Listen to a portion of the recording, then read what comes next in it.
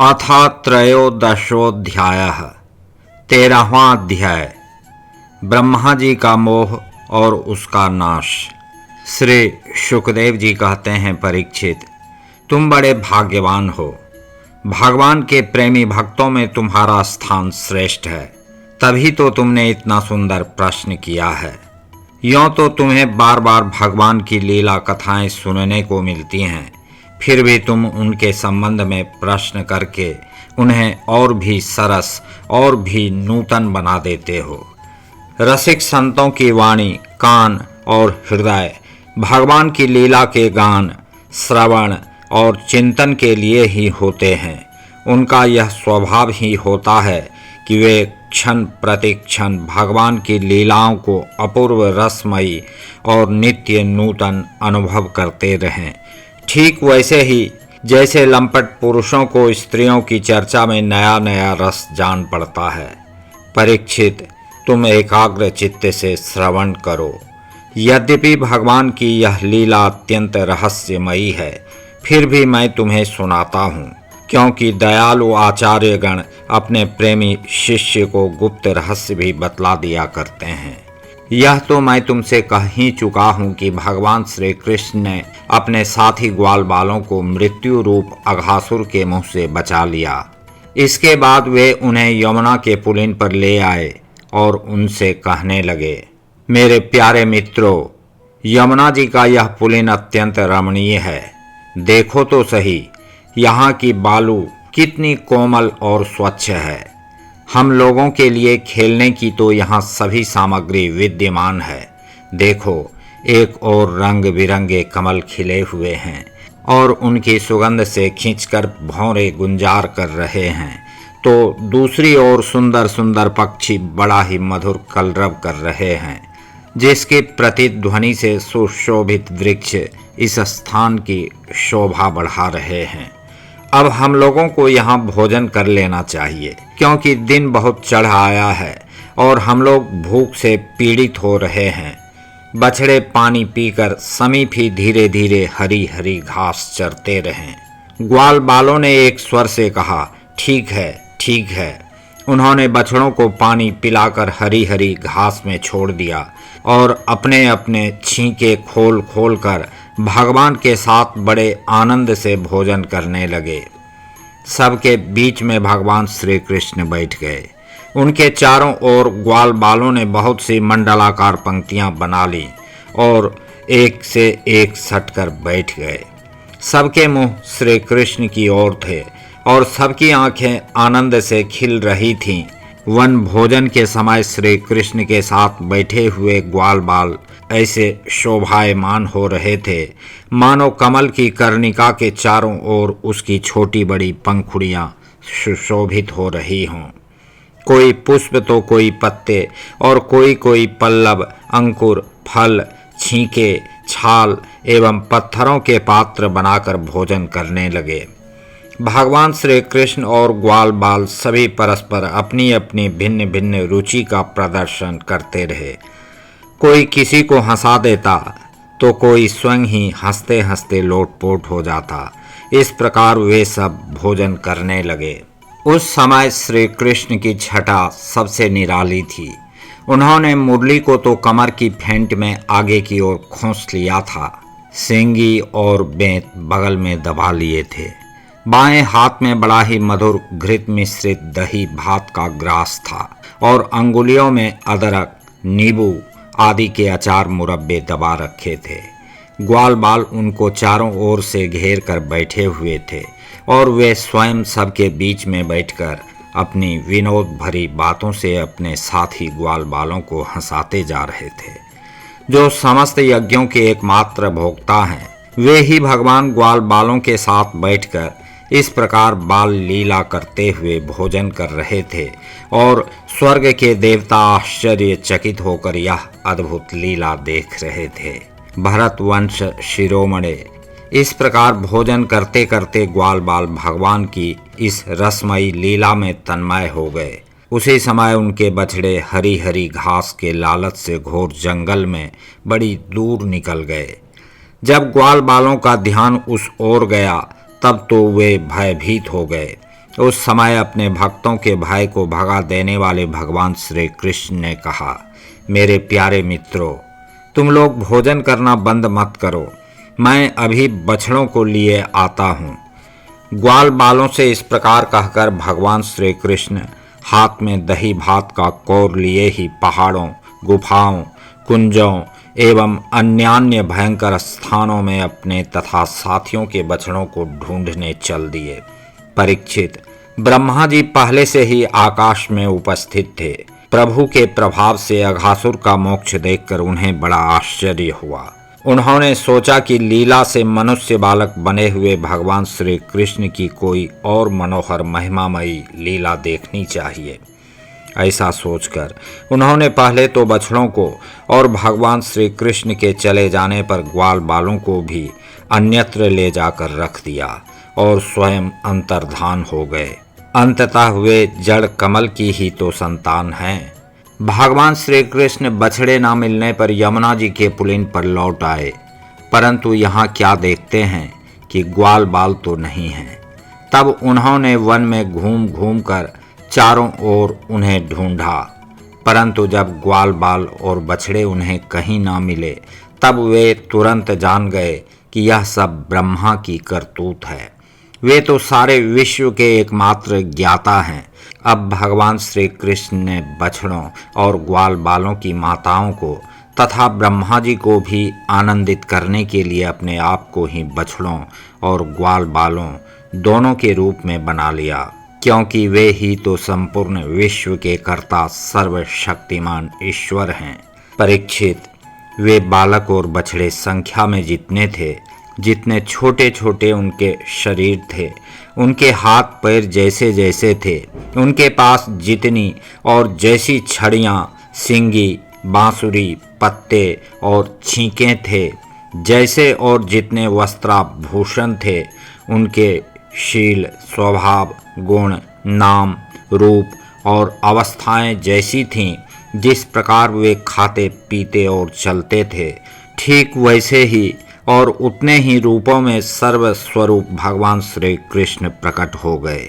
उस समय यह संपूर्ण जगत विष्णु रूप है। यह वेद वाणी मानो मूर्तिमती होकर प्रकट हो गई। सर्वात्मा भगवान स्वयं ही बछड़े बन गए और स्वयं ही ग्वाल बाल।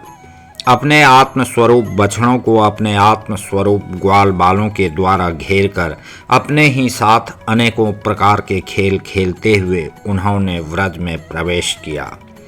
परीक्षित, जिस ग्वाल बाल के जो बछड़े थे, उन्हें उसी ग्वाल बाल के रूप से अलग अलग ले जाकर उसकी बाखल में घुसा दिया और विभिन्न बालकों के रूप में उनके भिन्न भिन्न घरों में चले गए। ग्वाल बालों की माताएं बांसुरी की तान सुनते ही जल्दी से दौड़ आईं।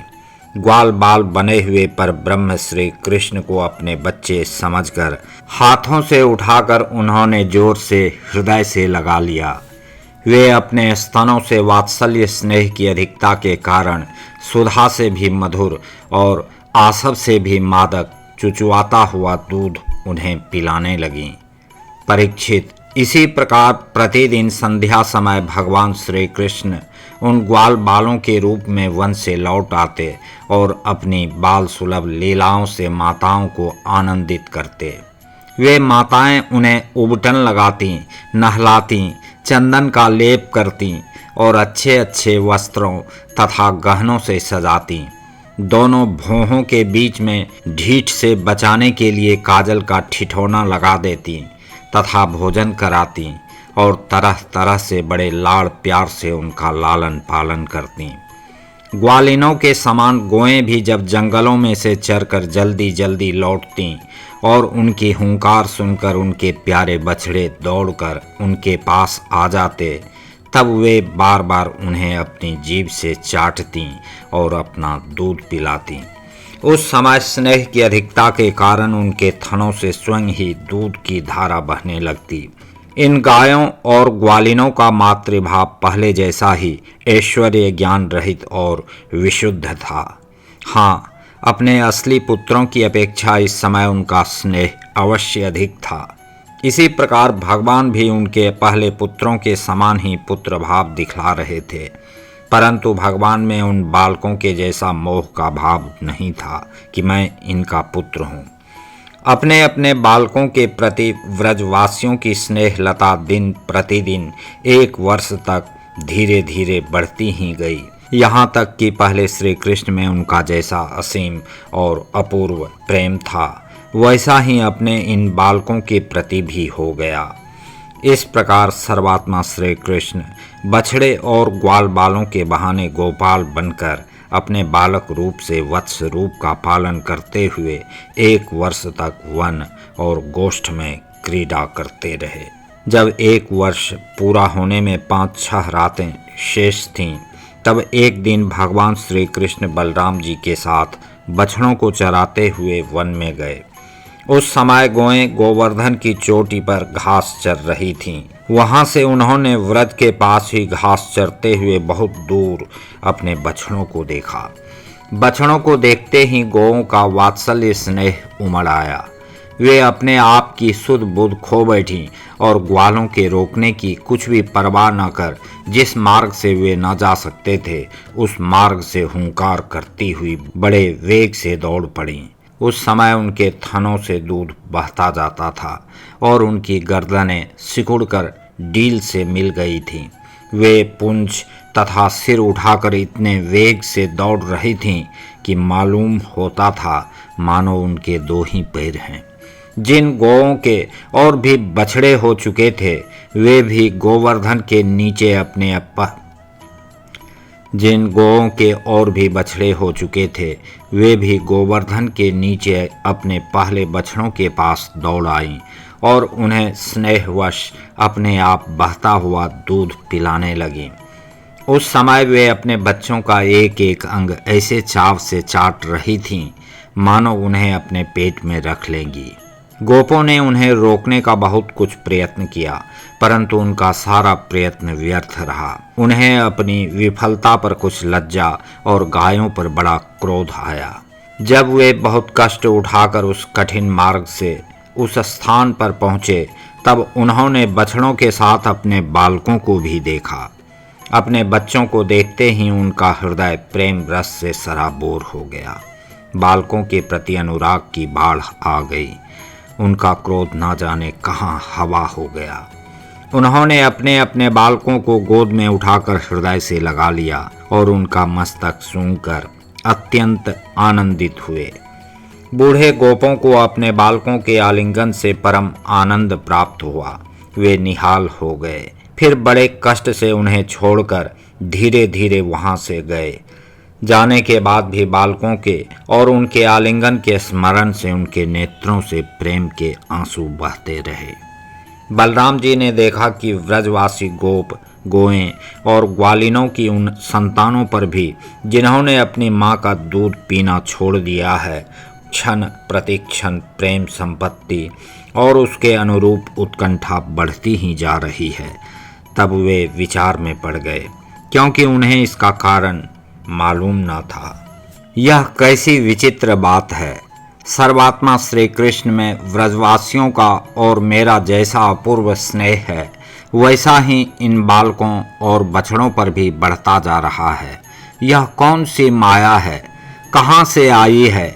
यह किसी देवता की है, मनुष्य की है अथवा असुरों की? परंतु क्या ऐसा भी संभव है? नहीं नहीं, यह तो मेरे प्रभु की ही माया है और किसी की माया में ऐसी सामर्थ्य नहीं जो मुझे भी मोहित कर ले।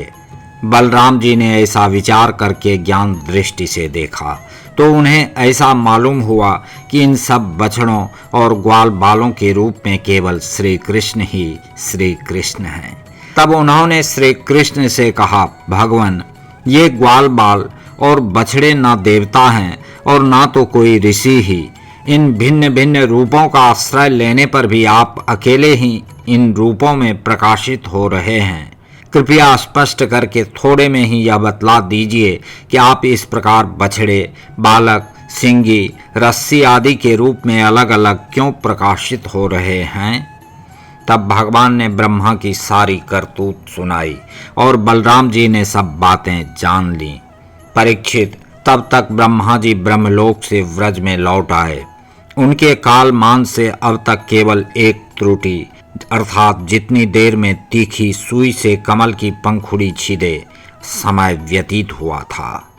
उन्होंने देखा कि भगवान श्री कृष्ण ग्वाल बाल और बछड़ों के साथ 1 साल से पहले की भांति ही क्रीड़ा कर रहे हैं। वे सोचने लगे, गोकुल में जितने भी ग्वाल बाल और बछड़े थे वे तो मेरी मायामयी शैया पर सो रहे हैं। उनको तो मैंने अपनी माया से अचेत कर दिया था। वे तब से अब तक सचेत नहीं हुए।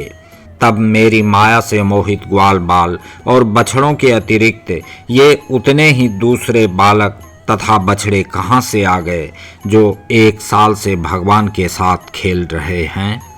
ब्रह्मा जी ने दोनों स्थानों पर दोनों को देखा और बहुत देर तक ध्यान करके अपनी ज्ञान दृष्टि से उनका रहस्य खोलना चाहा, परंतु इन दोनों में कौन से पहले के ग्वाल बाल हैं और कौन से पीछे बना लिए गए हैं, इनमें से कौन सच्चे हैं और कौन बनावटी, यह बात वे किसी प्रकार ना समझ सके।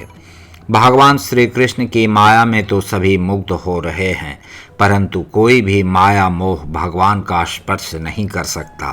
ब्रह्मा जी उन्हीं भगवान श्री कृष्ण को अपनी माया से मोहित करने चले थे, किंतु उनको मोहित करना तो दूर रहा, वे अजन्मा होने पर भी अपनी ही माया से अपने आप मोहित हो गए।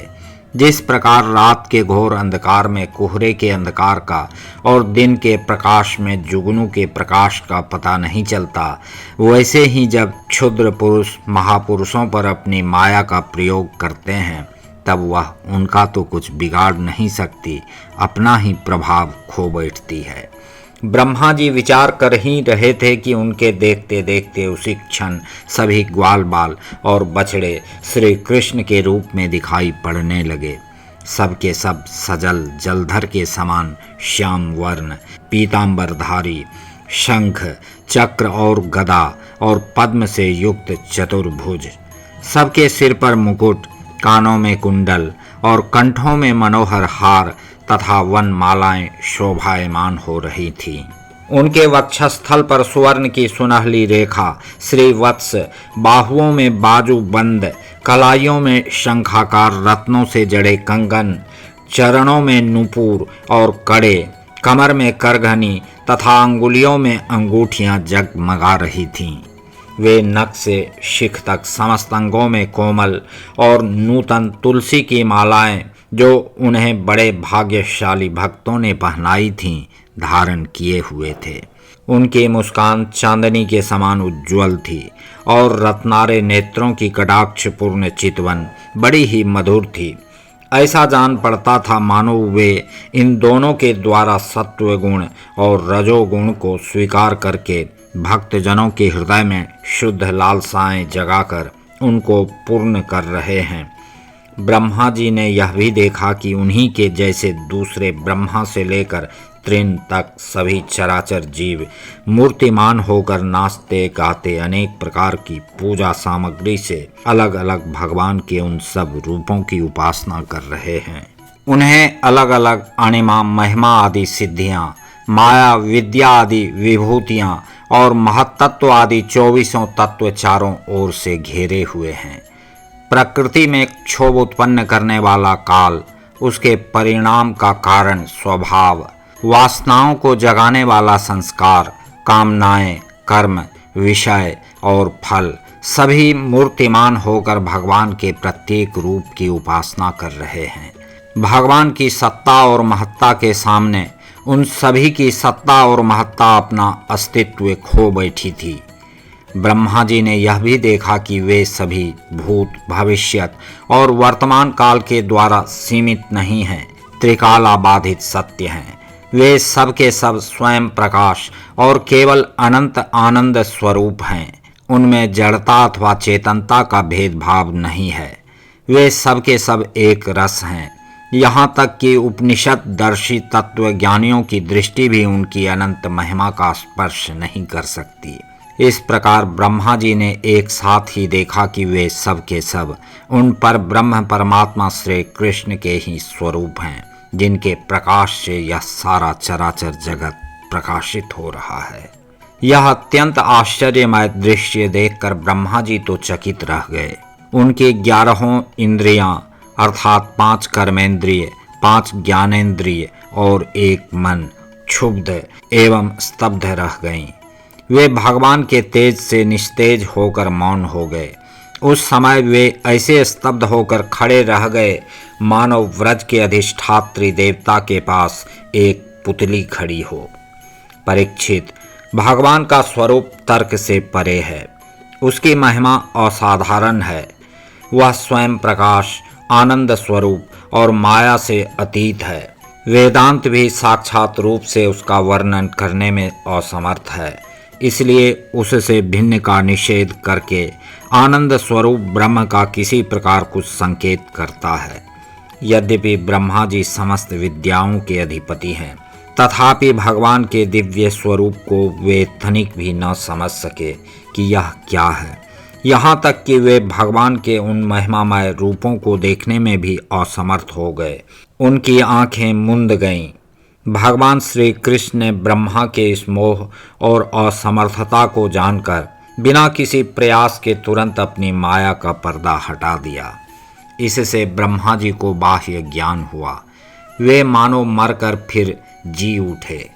सचेत होकर उन्होंने ज्यों-त्यों करके बड़े कष्ट से अपने नेत्र खोले। तब कहीं उन्हें अपना शरीर और यह जगत दिखाई पड़ा। फिर ब्रह्मा जी जब चारों ओर देखने लगे, तब पहले दिशाएं और उसके बाद तुरंत ही उनके सामने वृंदावन दिखाई पड़ा। वृंदावन सबके लिए एक सा प्यारा है। जिधर देखिए उधर ही जीवों को जीवन देने वाले फल और फूलों से लदे हुए, हरे हरे पत्तों से लहलहाते हुए वृक्षों की पातें शोभा पा रही हैं। भगवान श्री कृष्ण की लीला भूमि होने के कारण वृंदावन धाम में क्रोध, तृष्णा आदि दोष प्रवेश नहीं कर सकते और वहाँ स्वभाव से ही परस्पर दुस्त्यज वैर रखने वाले मनुष्य और पशु पक्षी भी प्रेमी मित्रों के समान हिल मिलकर एक साथ रहते हैं। ब्रह्मा जी ने वृंदावन का दर्शन करने के बाद देखा कि अद्वितीय पर ब्रह्म गोप वंश के बालक का सा नाट्य कर रहा है। एक होने पर भी उसके सखा हैं, अनंत होने पर भी वह इधर उधर घूम रहा है और उसका ज्ञान अगाध होने पर भी वह अपने ग्वाल बाल और बछड़ों को ढूंढ रहा है। ब्रह्मा जी ने देखा कि जैसे भगवान श्री कृष्ण पहले अपने हाथ में दही भात का कौर लिए उन्हें ढूंढ रहे थे, वैसे ही अब भी अकेले ही उनकी खोज में लगे हैं। भगवान को देखते ही ब्रह्मा जी अपने वाहन हंस पर से कूद पड़े और सोने के समान चमकते हुए अपने शरीर से पृथ्वी पर दंड की भांति गिर पड़े। उन्होंने अपने चारों मुकुटों के अग्रभाग से भगवान के चरण कमलों का स्पर्श करके नमस्कार किया और आनंद के आंसुओं की धारा से उन्हें नहला दिया। वे भगवान श्री कृष्ण की पहले देखी हुई महिमा का बार बार स्मरण करते, उनके चरणों पर गिरते और उठ उठ कर फिर गिर पड़ते। इसी प्रकार बहुत देर तक वे भगवान के चरणों में ही पड़े रहे। फिर धीरे धीरे उठे और अपने नेत्रों के आंसू पोंछे। प्रेम और मुक्ति के एकमात्र उद्गम भगवान को देखकर उनका सिर झुक गया। वे कांपने लगे। अंजलि बांधकर बड़ी नम्रता और एकाग्रता के साथ गदगद वाणी से वे भगवान की स्तुति करने लगे।